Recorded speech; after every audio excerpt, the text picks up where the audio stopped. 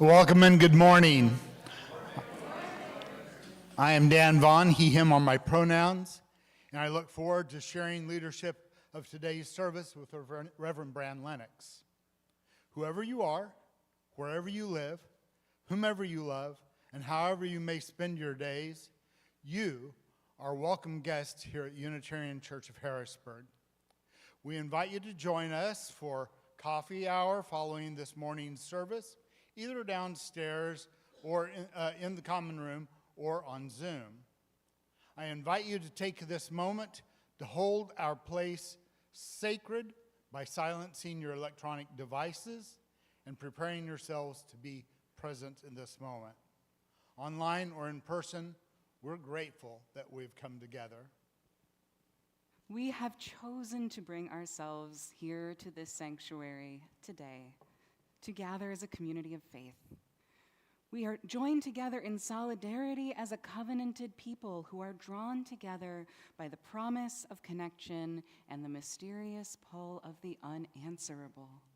As seekers, wanderers, appreciators of nature, and creators of connection, our paths have converged today so that we might become present to the spirit that is worship. And so let us worship together. Let's rise in body or spirit now and join in singing our hymn number 1008, When Our Heart is in a Holy Place.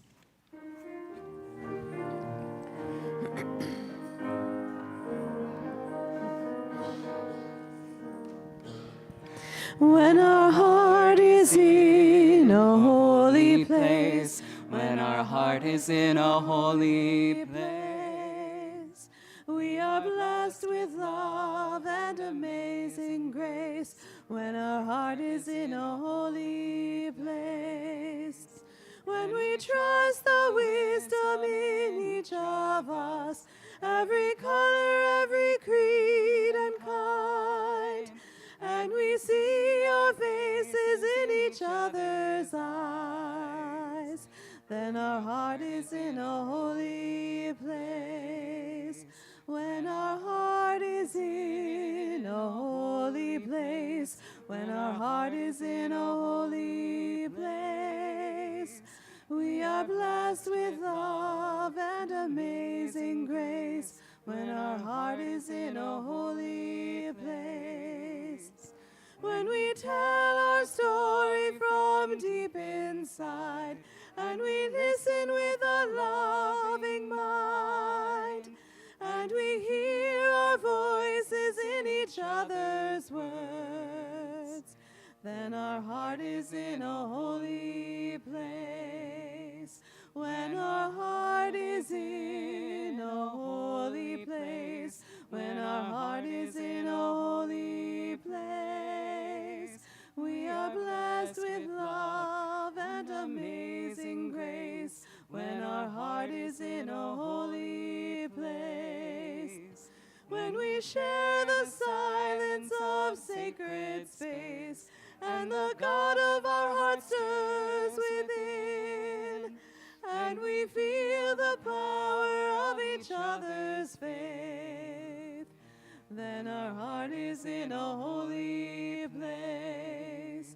When our heart is in a holy place, when our heart is in a holy place, we are blessed with love and amazing grace. When our heart is in a holy place, when our heart is in a holy place.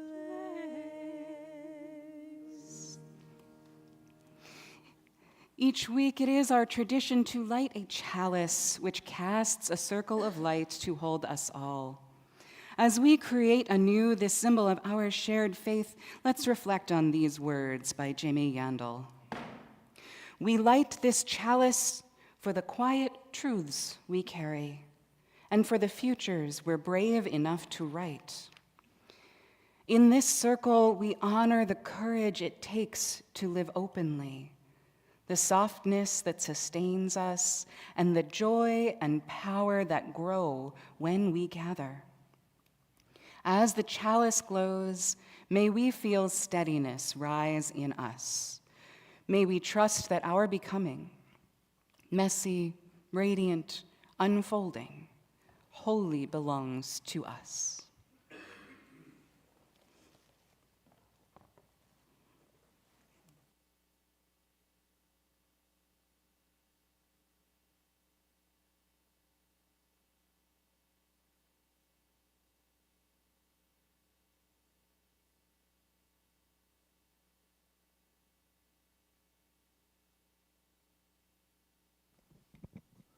Talk about moving smooth, and then I complain about it's not moving smooth, and I'm not moving smooth. Okay. We did call the worship. Oh, there we go. Am I right now? Okay. So, when I was a minister for a bazillion years, we always had as a early part of our service to recite together the Apostles' Creed. I found that as time went by and I evolved in my faith and believed fewer and fewer elements of the Apostles' Creed, I found myself saying, "We believe in the Father," blah, blah, blah, blah, which was a pretty interesting way to handle it since I was the one leading. Well, I don't have that trouble when we recite our encouragement and our covenant together. We affirm our mission to encourage, equip, and empower, and we ask that you join in the affirmation of our covenant with one another. Love is the spirit of this congregation, and service is our gift. This is our great covenant, to dwell together in peace, to seek the truth in love, and to help one another. Shortly before our stewardship campaign kicked off this year, our fabulous stewardship team found themselves short one beloved member.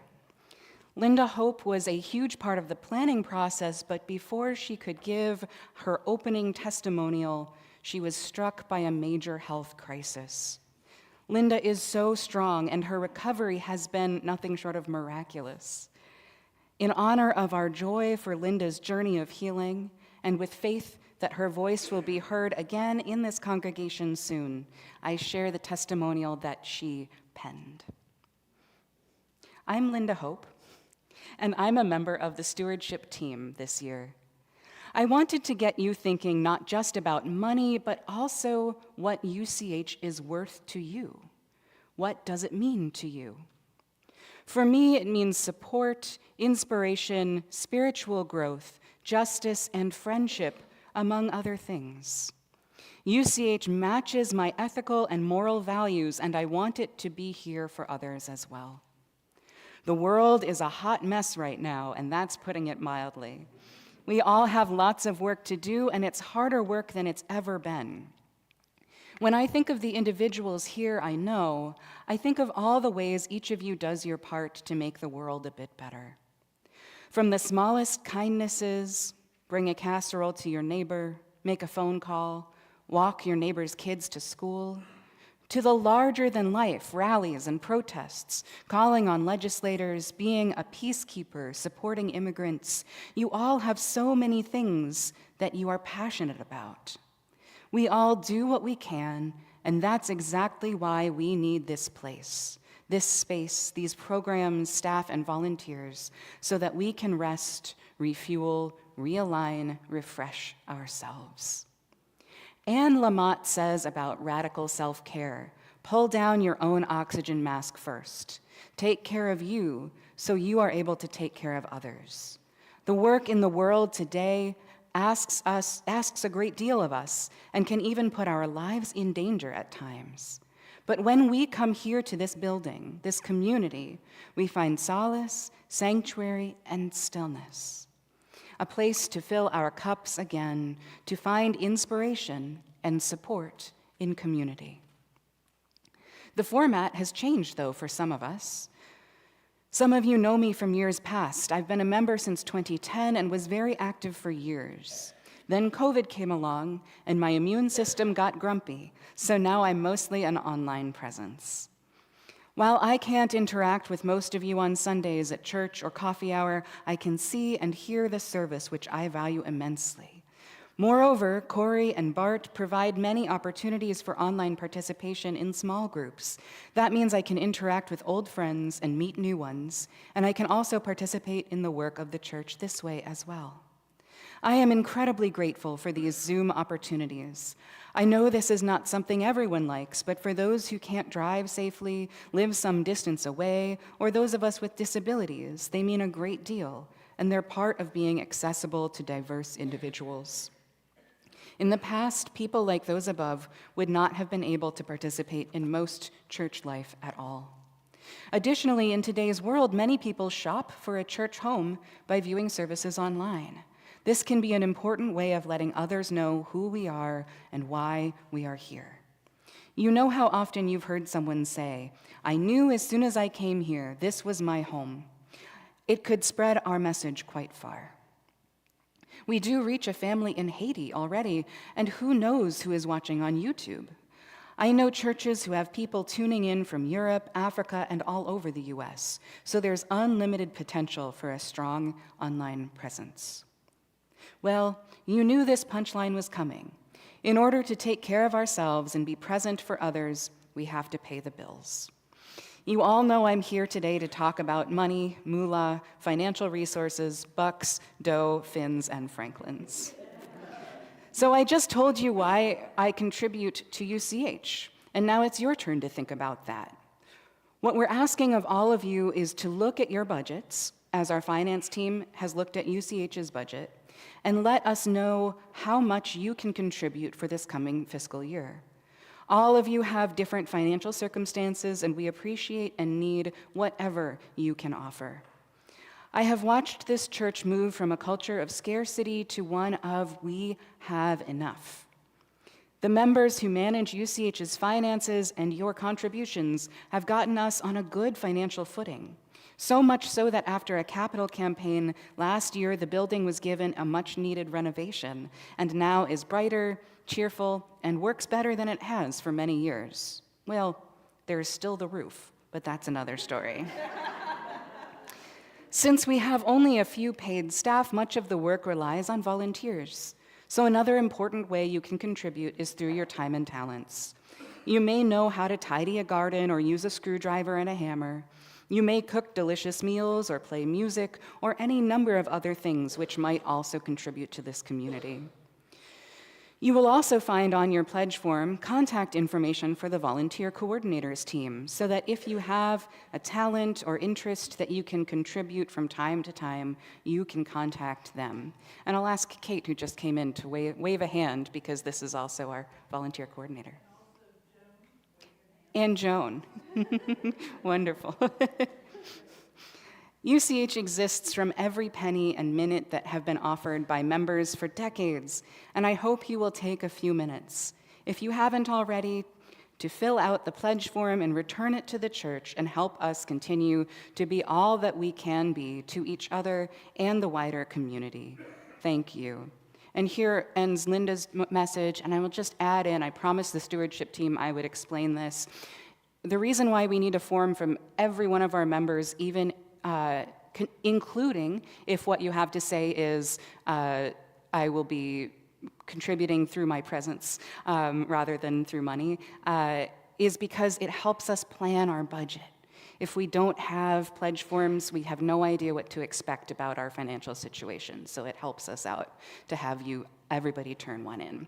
And today's our last day of the campaign, so there's pledge forms in the lobby as you leave today. If you need to scribble some things down, we will accept them. All right, bell choir.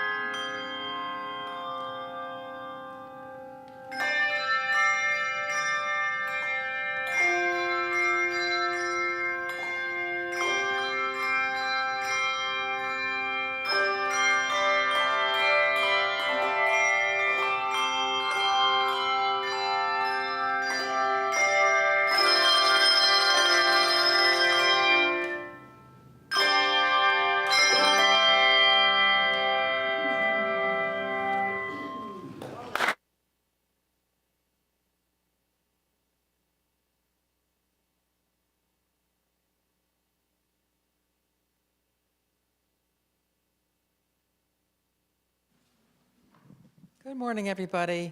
We're going to do an activity today of folding a play dollar bill into a little heart. If if you have not received a bill or you want an extra one, just raise your hand and usher can bring it to you. And we should be looking at the screens. There should be an image on the monitor that shows, that's what we're going to make, right there. Yeah. Excuse me? Oh, there, by my chair, there's some right there.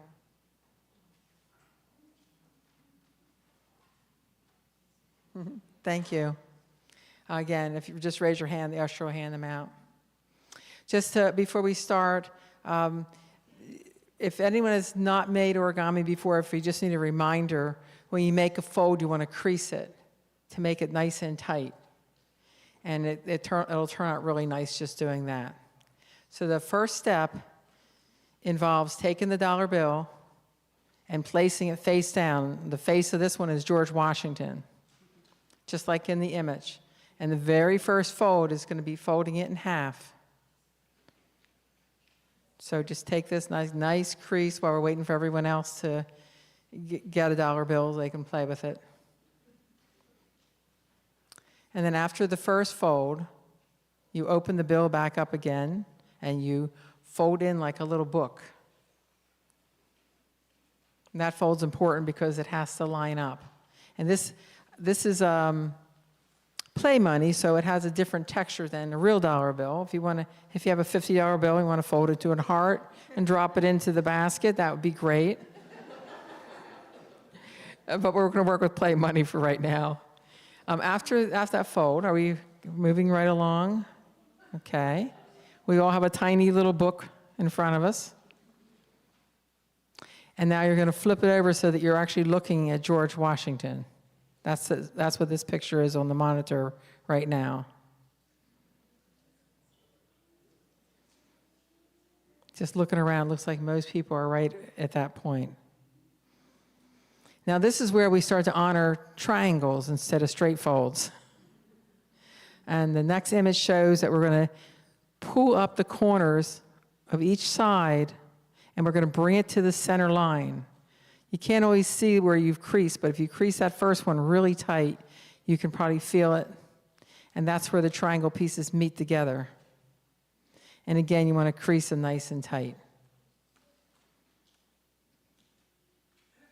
We're almost there. We're going to have hearts in any moment now.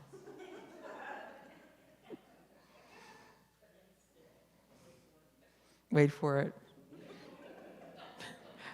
Okay, so the next one is a fold down, like a little rectangle. Looking at this image, what you had at the very top of your triangle, you're folding it in half. And you're coming down and meeting the triangle. And again, this one gets a little dicier because it's so narrow, and you got to work on getting that crease in there. I'd like to say that it's over and you now have a heart, but you don't. There's 4 more triangle folds.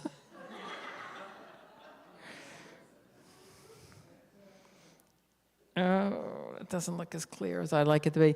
So the next fold is working on that little rectangle fold down. You're going to fold the corners into triangles. That means you bring it down until it's even with the line of the rectangle. Miniature triangles. Let's see the next picture. That might help. That's a better image of it. There's the fold downs. Now, let's move to the next image.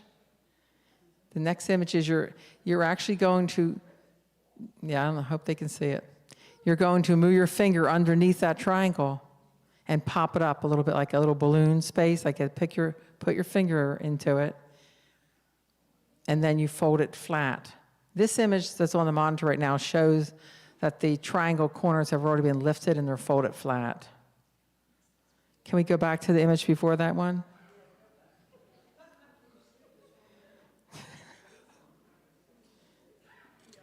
I wish I had a giant bill and I could just fold it in front of everybody.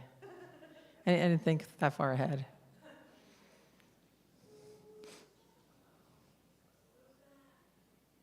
You want to go back one more? Thank you. This one shows the folding the little points down, even though it's not as clear as you like it to be. So triangle, and then open the triangle up and flatten them.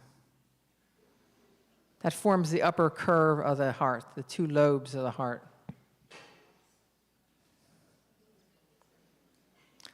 If you go just one more,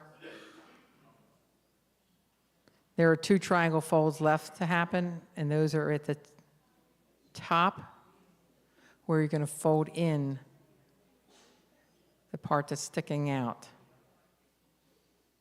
And then flip it over. Go to the next side. That's it. That's a good image of the folded down corners, and then the small triangle fold in, which creates a dip in the heart. So at this point, how many people have a little heart in their hands? Yeah, yes, yeah, thank you. And there it is. No, I could have, maybe we should have done something where we could have a little frog that hops around the room, but this is challenging for someone who's not done origami. I had to do it 2 or 3 times to feel confident with it. And it is challenging for younger people because their hands are smaller. Thank you very much. Keep your heart. Transform it into real money. Thank you.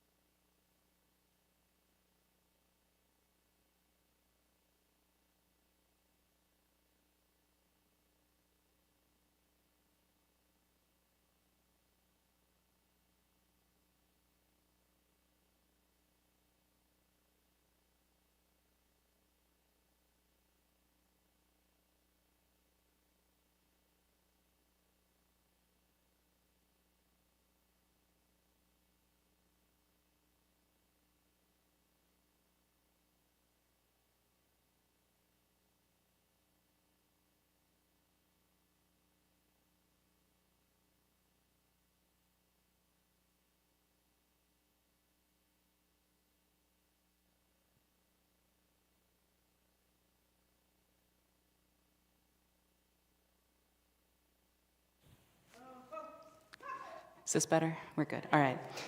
Now is the time when we engage as a community in the sharing of our joys and sorrows, our concerns and our milestones. When we join together to hold each other in support and in celebration, we deepen our sense of interrelationship. We may find our sorrows eased and our joys magnified. I invite you to share them now through writing them on a slip of paper at the back of the room or typing them into the virtual chat. Please indicate whether your message is okay to share out loud. You can also honor whatever you're holding in your heart by placing a stone into the water of community. Please come down the center aisle, returning to your seats by the side aisles. Spoken or unspoken, our hearts join with yours in carrying all that life brings.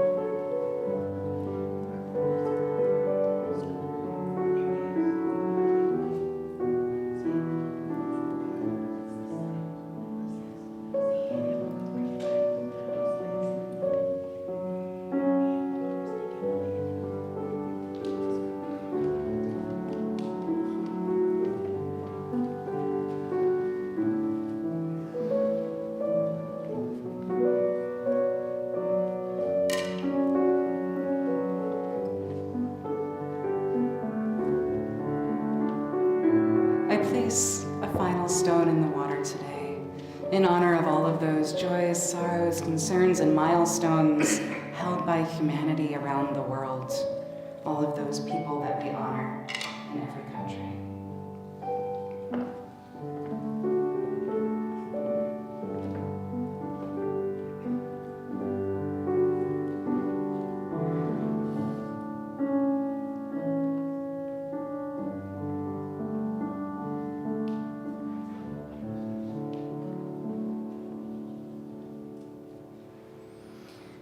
Bridget Parker shares joy for a wonderful visit home for Easter with no travel disasters and no political arguments. Dorothy Brown says, I will be visiting my great-grandchild in North Carolina next week. Jim Kavanaugh has a joy for us. The diagnostic procedure last Wednesday, April 8th, showed that my bladder cancer is gone.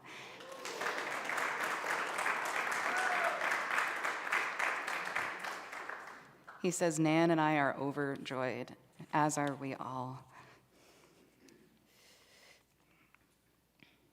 We have an offering from a visitor to our congregation, Justin Matthew Roberts.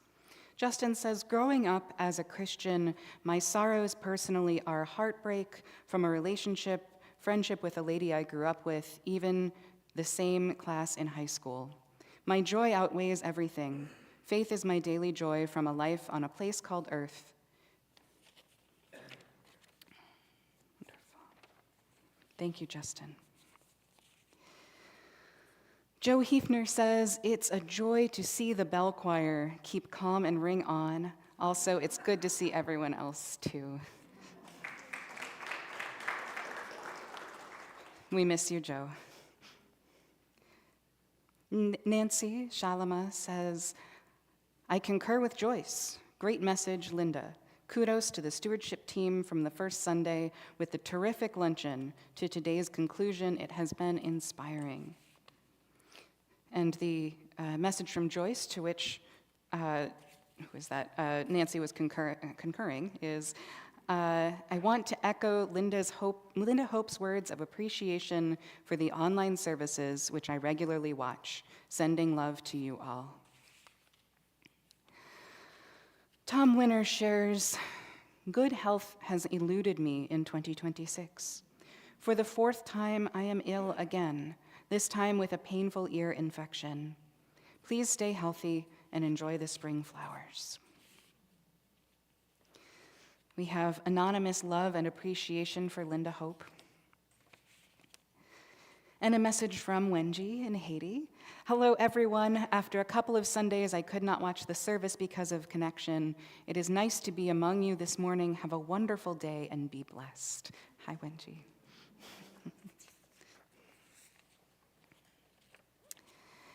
And Molly shares a joy with us. Tomorrow, I celebrate 1 year with my partner, Jesse. And I celebrated 7 years of sobriety last month, counting on many more.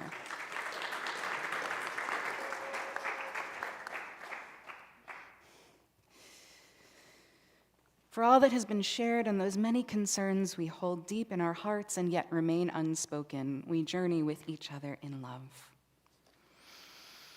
Let's join together now in the spirit of meditation. This practice is offered through Side with Love and was created by G. Williams. Take a deep breath in as you're willing and able, and let it go. Let yourself arrive in your body, not the idea of it, not the story you have about it, but the real sensations happening right now. Notice the pull of gravity, the weight you are giving to whatever is holding you, the texture of your own presence setting in. Let your breath move again.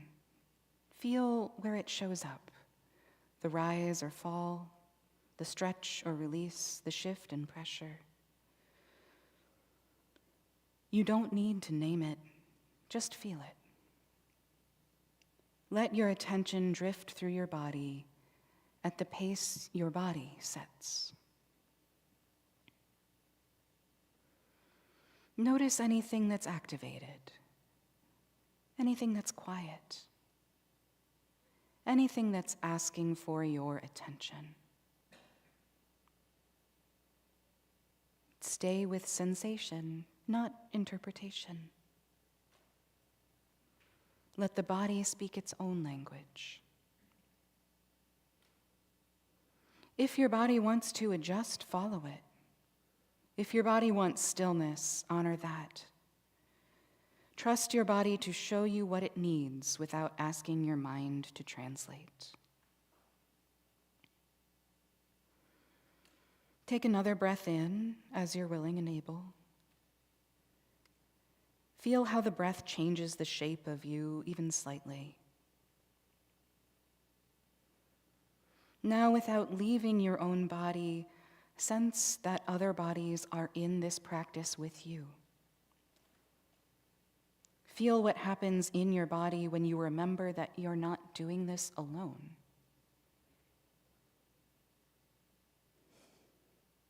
Maybe something softens.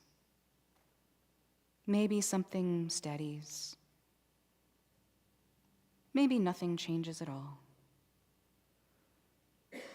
Whatever's true, stay with sensation.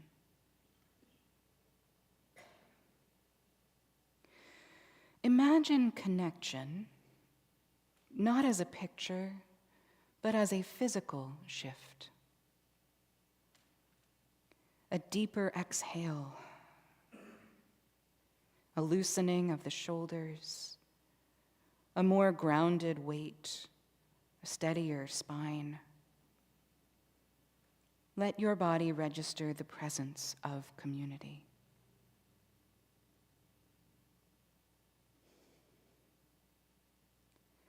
Breathe in again and allow your body to receive whatever support or steadiness comes with that awareness of others. With your exhale, offer something of yourself back into the collective. Your weight, your breath, the steadiness you've found, the intention to stay present. Rest for a moment in the physical experience of belonging. Not perfect belonging, not imaginary belonging, just the reality that your body is here with other bodies.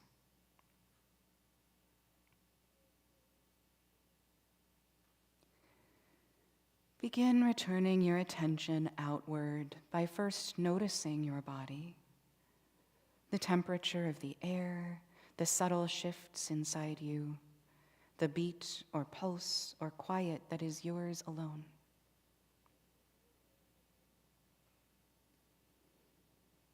Take one more breath in and let it land fully in the body you have today. and offer inward simply these words: I'm here. We're here. My body is part of this community.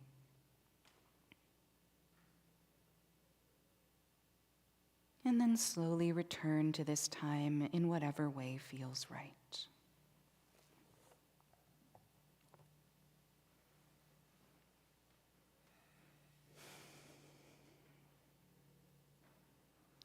Let's remain seated as we join in singing together.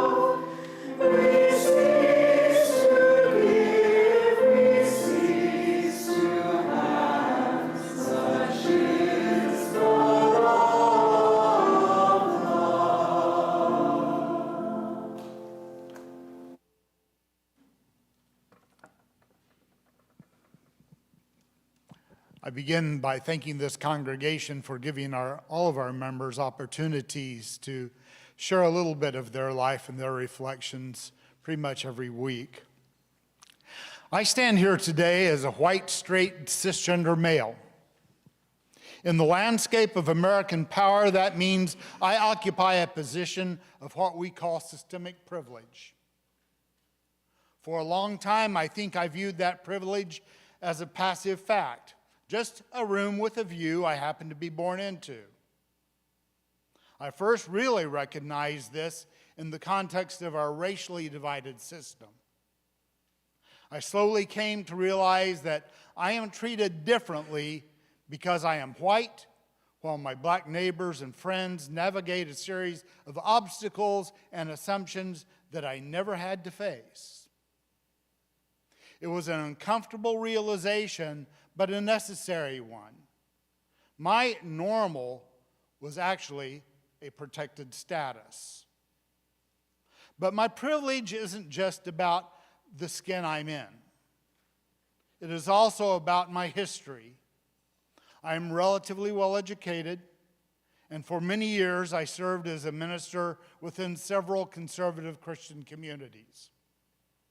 In those spaces, my voice carried a specific kind of institutional weight. I had seen from inside how religious and social structures can be used to reinforce who is in and who is out. I know the language of the rooms where the dual state is often justified. Today, this background is my platform, and it comes with a responsibility that I can't really opt out of anymore. I want to talk about our responsibility specifically for those of us who are in the majority to stand up for our trans neighbors. I want to look at this through the concept of Viktor Frankl's the psychiatrist and Holocaust survivor. Frankl wrote about the system called the dual state, or the Doppelstaat. He noticed that when the society starts to fall apart, it doesn't happen all at once. Instead, it creates two parallel realities. In the first state, the law works the way it's supposed to. There's order, civility, and protection for the preferred group. But the second state, the shadow state, the law is used as a weapon to strip away humanity of that specific subgroup.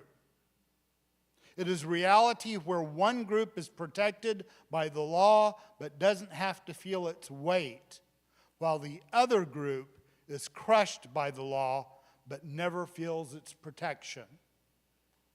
Frankel warned that the moment we start treating one group as a problem to be solved or a state of being, to be regulated away, the dual state has taken hold. We're seeing this dual state show up right now in our own country, the United States of America. In the last year, we've seen hundreds of bills introduced, many passed into law, that specifically target trans people. We are seeing laws that criminalize medical care, dictate which bathroom a person can use, force schools to out kids before they are ready, and even take away a person's right to hold a driver's license. This is the dual state in action. For me, as a cisgendered man, the law is a shield. I don't have to worry about a politician debating my right to exist in public or my right to make decisions about my own body. But for our trans siblings, the law is increasingly becoming a cage. When we allow the state to decide some people are lesser, we are all losing the inherent worth and dignity that we talk about so often in this very sanctuary. We also have to be honest about what's happening here. The targeting of the trans community isn't happening in a vacuum. History shows us that when a shadow state is created for one group, it almost always is the testing ground for what is to come next.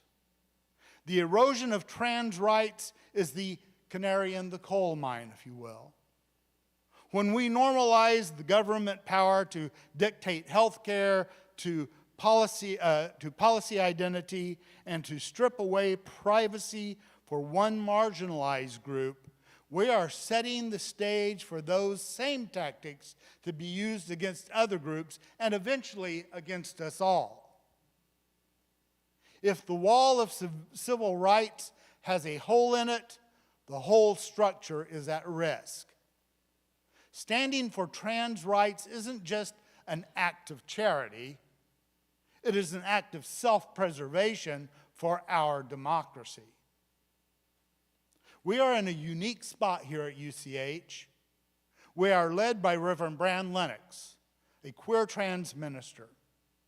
It would be very easy for us, especially those of us with privilege, to look at our pulpit and think, well, we've done it. We have a trans minister, mission accomplished. But Reverend Bran's present isn't a finish line, it's a starting block. If we use our minister's identity as a shield for our own comfort, we aren't actually doing the work.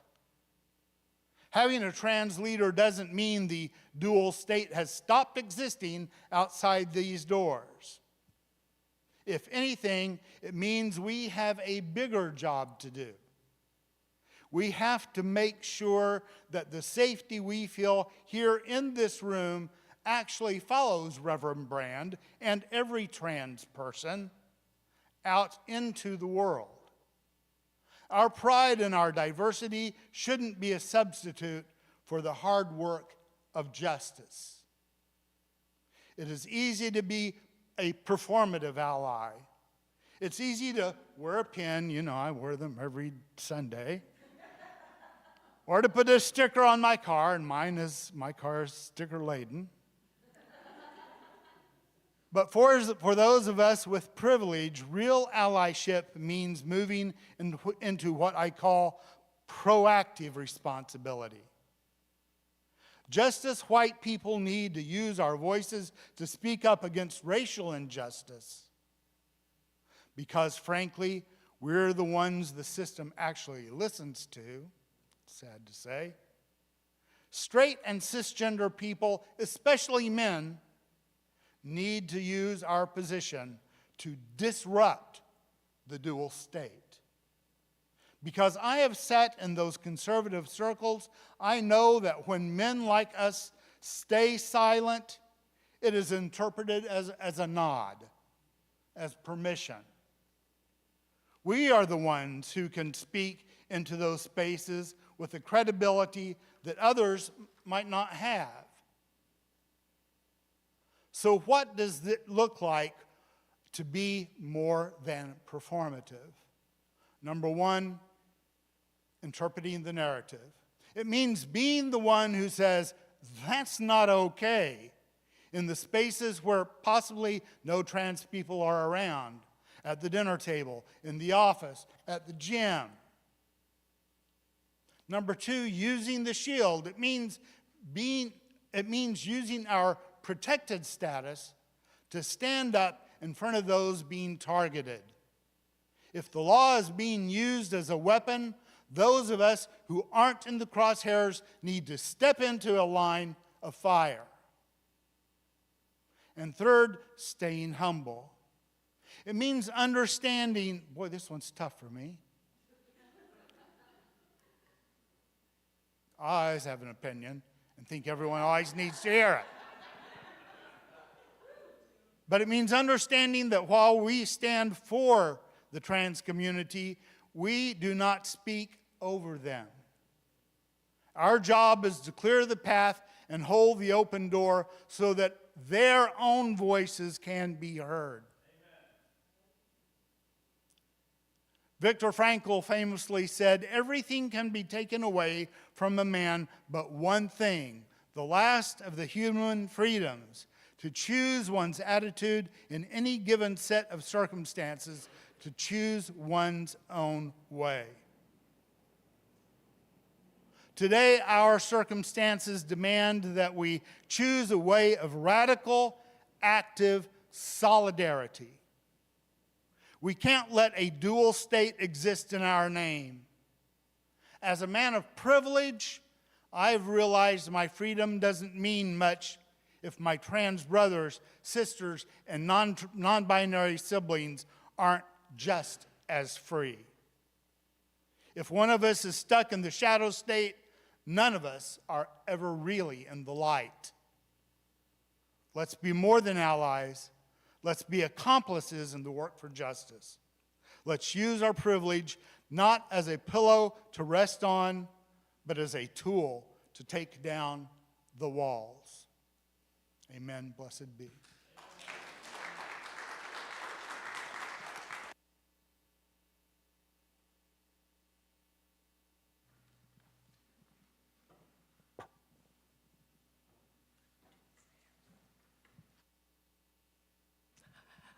Hi, I'm Chris Dutton, yes. And I serve on the UCH Board of Trustees. I'm here to represent the important labor and leadership that our members offer to keep this congregation thriving. The Unitarian Church of Harrisburg is an intentionally gathered congregation of freely thinking, loving people. The church is created, sustained, and supported by us. Each week, we take up an offering where we ask each other to share money to support the church. We also use half of this money to help a charity which is doing important work to improve the world. This month, we are sharing with the Community Checkup Center located in the Hall Manor neighborhood of Harrisburg. The Community Checkup Center is a nonprofit healthcare center providing quality care to Harrisburg's diverse and underserved children and adults. All are welcome, respected, and treated, regardless of their ability to pay. CCC strives to partner with other health and nonprofit organizations to support the patients and their neighborhoods. In just a moment, the greeters will start passing offering plates around. You can put cash or checks in the plate when it comes by. You can also donate online by scanning the QR code on the back of your order of service, or by visiting uchbg.org and scroll to the bottom of the page for options. Your financial support and commitment matter. Please consider giving what you are able. Thank you.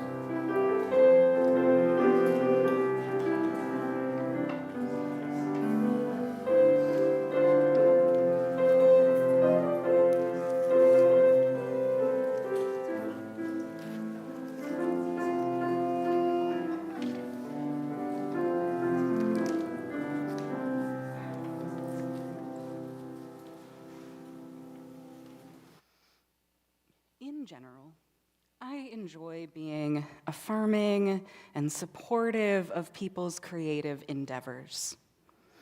Warmth and celebration are not only good for the artist, it also feels really nice to treat people this way. I have just one exception to this, my Achilles heel, really.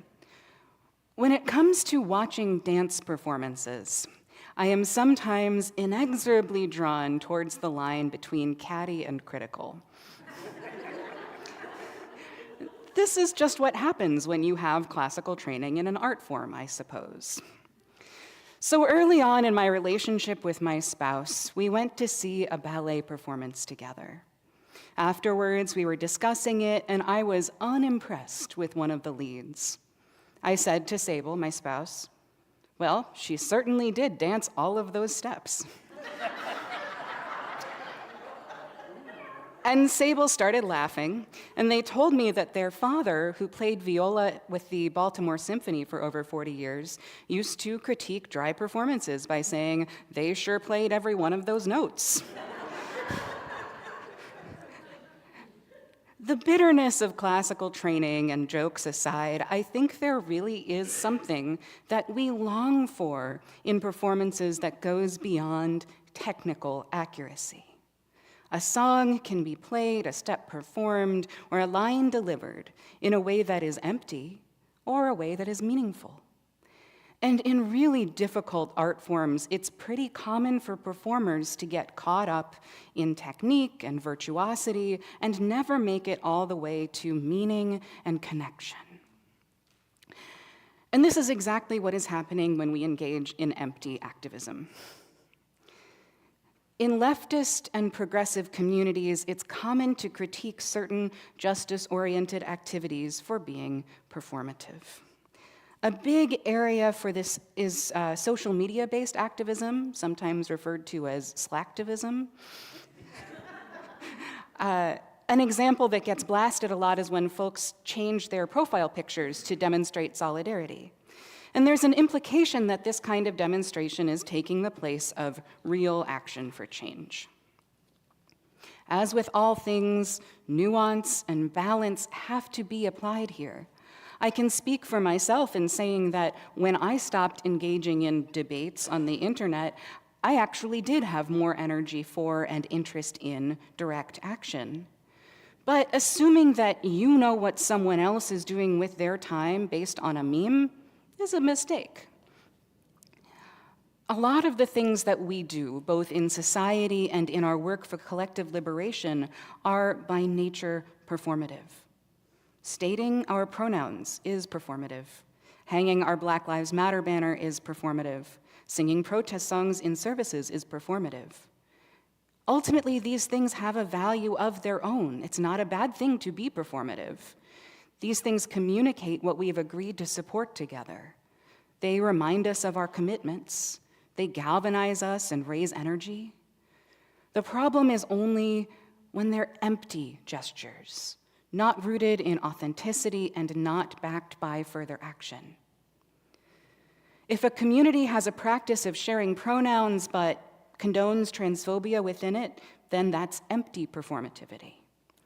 If a congregation claims that Black Lives Matter but refuses to grapple with the realities of white supremacy culture, that's empty performativity.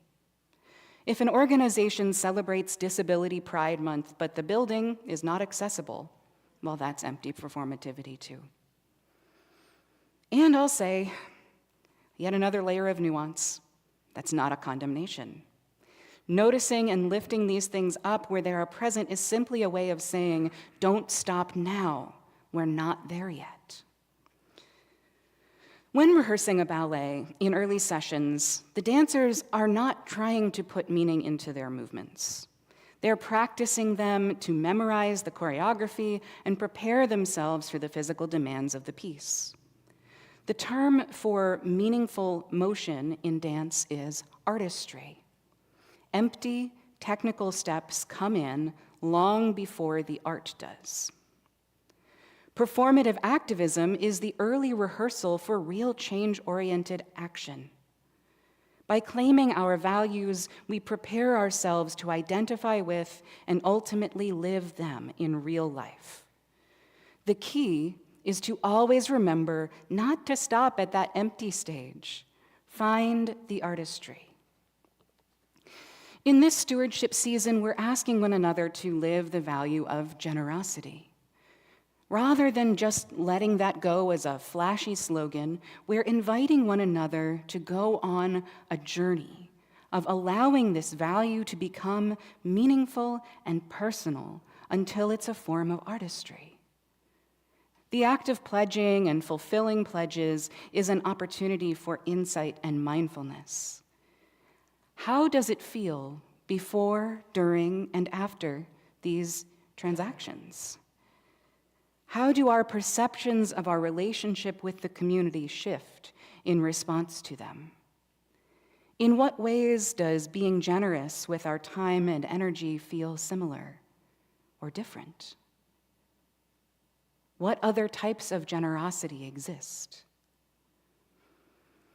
If you challenged yourself to become an artist of generosity in your day-to-day life, what would change? In this season and in all seasons, let's be in tune with our thoughts and our world, such that we notice when our actions are empty and when they are meaningful. Let us remember that the artistry of living our values is never a matter of arriving. Rather, it is a form of growing that we must commit ourselves to throughout our lives. And in times like these, when the stakes are very high, let us find grounding in the knowledge that our principles and values are not a distraction, they are the way to a better future. Let's rise in body or spirit and join in singing once more.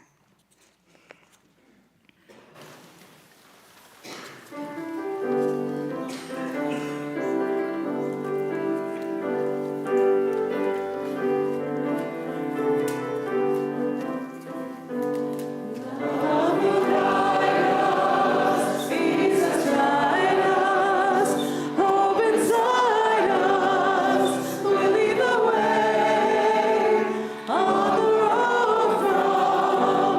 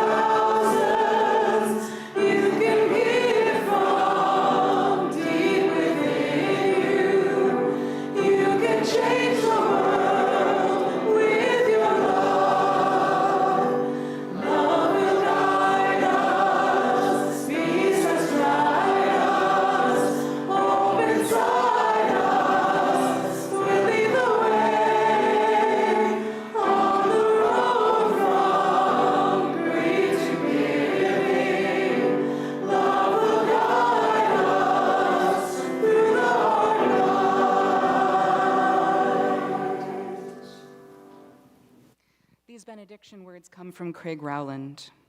As we extinguish this flame, may we carry its smoke with us into the streets, into the places where holiness is hard to see, but always waiting to be noticed. Let us go with eyes open for wonder in the worn out, with reverence for each passerby, and with the knowing that the sacred does not hide from the world, it lives in it. Go now not to escape the brokenness, but to journey beside it, and sometimes to bless it.